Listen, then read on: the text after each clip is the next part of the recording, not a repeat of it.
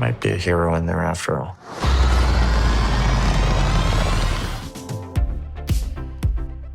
Hey, welcome back to ScreenCrush. I'm Ryan Airy, and this is all of the Easter eggs, references, and little things you might have missed in the new trailer for Ironheart. Guys, there are some incredible new reveals in this trailer that tie Riri Williams to Doctor Strange, Wanda Maximoff's chaos magic, and could give us a huge hint about how the multiverse saga will end in Avengers Secret Wars. As always, remember ScreenCrush is on all your favorite podcast platforms, and at our merch store we are having a summer blowout sale, 20% off site-wide. Links are below. Now we begin with the sound of hammering.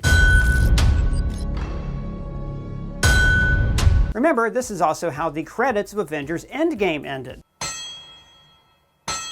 And in both cases, this is an homage to Tony Stark building his armor in a cave with a box of scraps. But another way to think about this is that Riri Williams is picking up Tony's hammering where it left off in that movie, and then she's carrying on his legacy. In the comics, Riri was a Tony Stark fangirl, and he chose her to be his successor after his death. He even guided her, posthumously, with an AI hologram of himself. Now notice the Marvel Television logo is made to look like the heads-up display in the Iron Man suits. As we go to Riri's hometown, Chicago. Remember, her dorm room at MIT that we saw in Wakanda Forever had Chicago sports ball team stuff up everywhere. In the comics and in the MCU, Riri is from the south side of Chicago, and the visual here is clear. She's far away from the shiny ivory towers of downtown, and her home is covered in darkness. Now, a lot of this show is going to be about how hard it is to escape poverty, even if you're a super genius. Keep that in mind as we break down the trailer. And throughout the trailer, we do keep cutting to her beating metal into shape. Again, an homage to Tony Stark building his Mark I Iron Man armor in Afghanistan. And she talks about her stepdad. My stepdad used to say the best way to know a thing is to take it apart. Now, in the comics, her stepdad and best friend were both killed in a drive-by shooting, and this actually could be her best friend, Natalie Washington. In the MCU, Riri first appeared in Wakanda Forever. She was the genius MIT student who built the vibranium detector and her very own Iron Man suit. Now, Shuri helped her to build a new suit for the final battle, but she didn't let her keep it at the end of the film. Your suit, it's a great design, but can't let you leave with it. Now, in the comics, Riri built her own Iron Man suit out of scrap that she found at MIT, the university she attended when she was 14 years old, and the university expelled her for this. Now, I should also mention that in the MCU, Tony Stark's alma mater is MIT. It's where he was giving his speech at the beginning of Captain America's Civil War. Never too early to start thinking about college.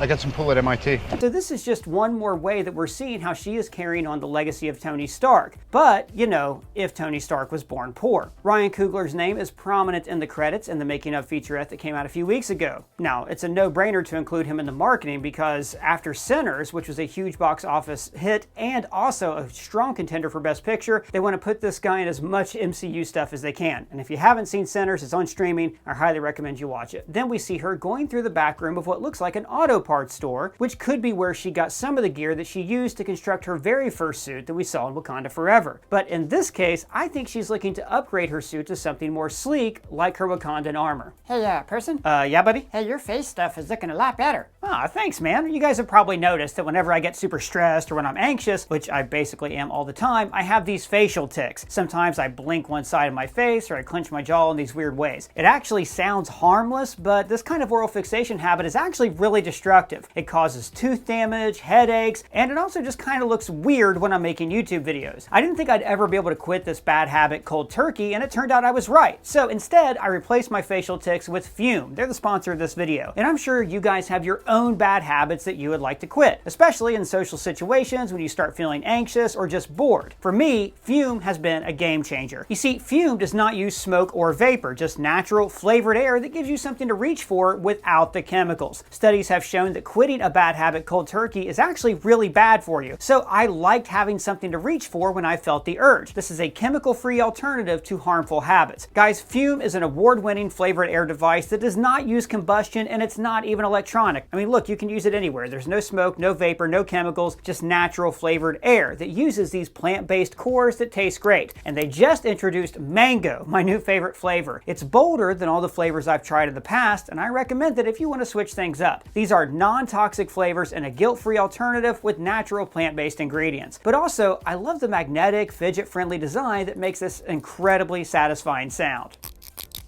Guys, more than 500,000 people have already added Fume to their daily routine, and I totally get why. It is simple, satisfying, and doesn't come with any of the downsides of your old bad habits. And right now, if you order their journey pack using my code ScreenCrush, you will get a free Fume topper. It's this little rubber tip on the end so you can chew on it, and it's great for oral fixation anxiety. So if you've been thinking about changing your habits, this is the perfect first step. Go to tryfume.com/ScreenCrush or scan the QR code on screen right now to grab yours today. Now back to what I was saying. Then she takes a business card for a Desperito Pizza, the shop that she goes to later in the trailer that is closed. So I think this place is a front for the Hood's operations. Here's the Hood. Well, in the comics, the Hood was an ordinary crook who found the hood and the boots that belonged to a demon. And then he used their power to unite various crooks and supervillains into one underworld gang. In the show, he's played by Anthony Ramos, and he used to be a friend of Riri's. So I love that they're keeping this mystical, demonic element, and I think a lot of the series is going to be about temptation. Both the Hood and Riri are given the chance to have access to great power, but how will they use that power? For their own good or for the good of others? Now Riri doesn't seem to want to build the armor to help people. Instead, as she says,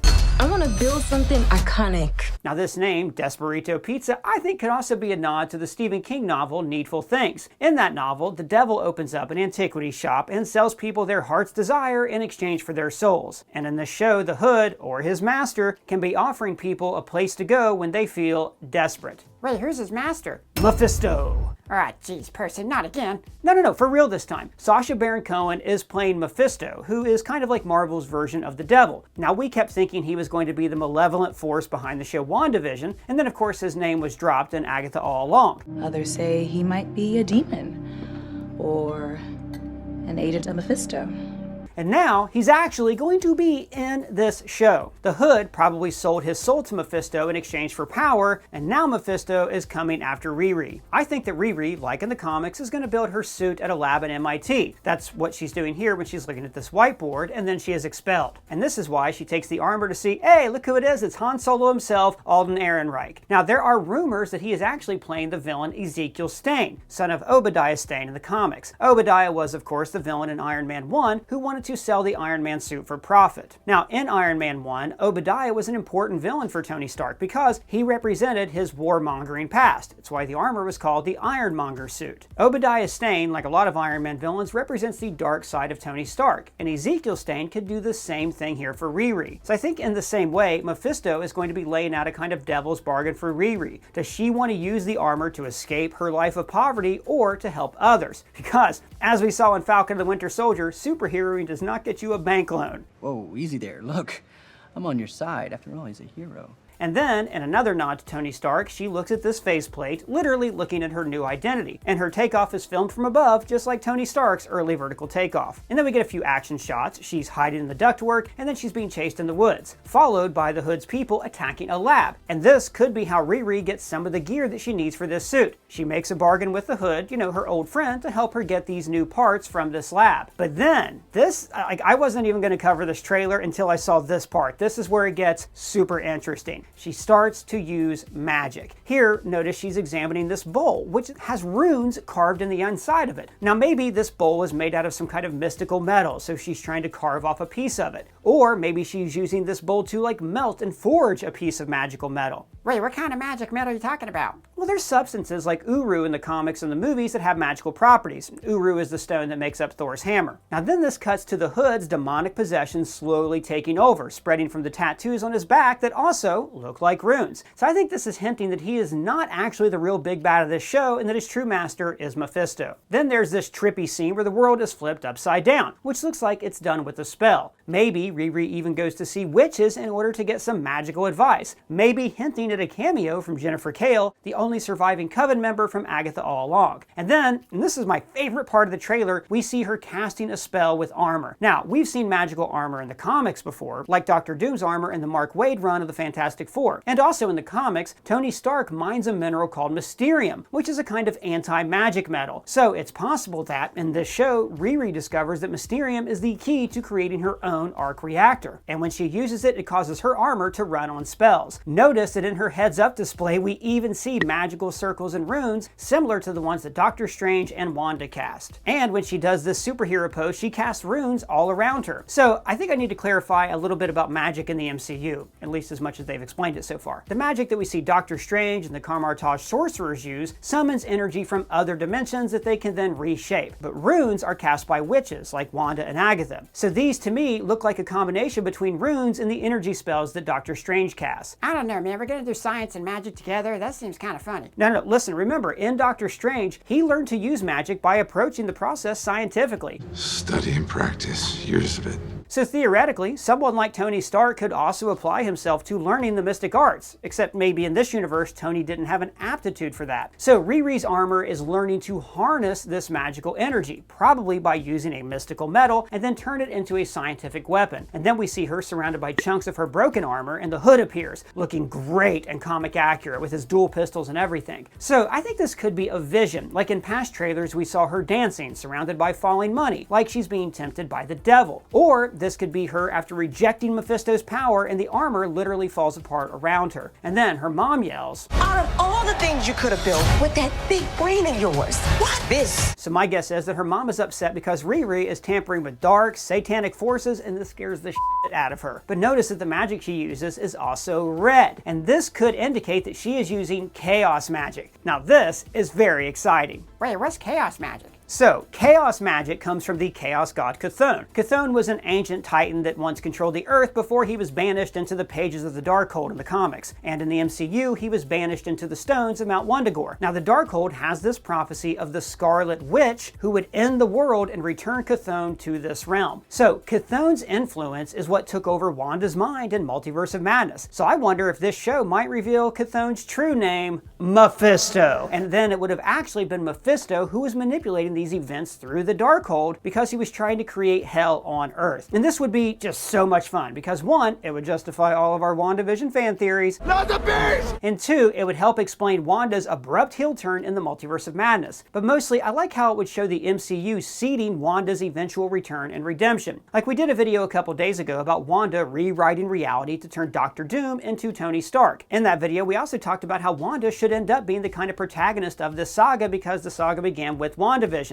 And we also mentioned how that Mount Wundagore statue of Wanda appeared here in Deadpool and Wolverine, hinting that Wanda transported herself to the Void. Now, Elizabeth Olsen has claimed that she's not appearing in Secret Wars, but then again, so is Chris Evans. Liar! You are a liar. I think that she will not only appear, but she will redeem herself by defeating Doom and helping to restart the multiverse, and Riri's armor could be the perfect way to do this. In the comics, Doctor Doom isn't just a scientist, he's a sorcerer. So that means that in whatever universe he's from, this Tony Stark had an aptitude for sorcery, and this is how he'll be so tough to defeat. His armor can fight both magical and scientific forces. But then again, Riri's armor can do the same thing. And because Riri's armor connects to chaos magic, she could also be instrumental in helping Wanda and adding to her strength when she rewrites the multiverse by saying those simple words, "No more Doom." Guys, I'm excited about this trailer. I like how we see Riri go through many of the same traumas as Tony Stark, like, losing a parent. But Tony fell backward into a life of comfort while Riri longs for that comfort. They're two very similar people, driven by ego and an insatiable desire to build. In the comics, Riri's a great character, and Dominic Thorne barely scratched the surface of what makes her cool in Wakanda Forever. In fact, I didn't even like that she was in Wakanda Forever because it was a distraction for the rest of the movie, but her appearance did make me excited for this show. So what do you guys think? Are you excited about Ironheart? Do you think it's going to be another Agatha all along or another Secret Invasion? Let me know your thoughts down in the comments below or at me on Twitter, Blue Sky Threads, or on our free to join Discord server. And if it's your first time here, do me a favor, please subscribe, smash that bell for alerts.